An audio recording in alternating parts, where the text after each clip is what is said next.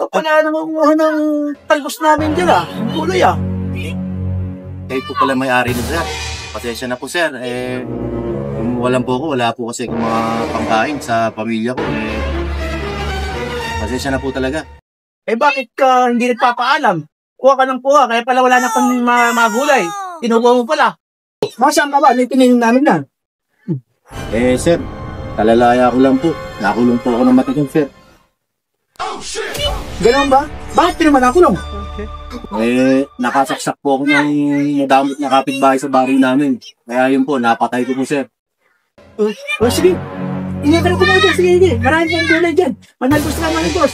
Kala ko po ba, bawal pong mamitas? Hindi, sige dyan. May puro papaya pa dyan. Manguha ka dyan. Anak ka lang po. Para sa inyo yan. Sige, salamat po.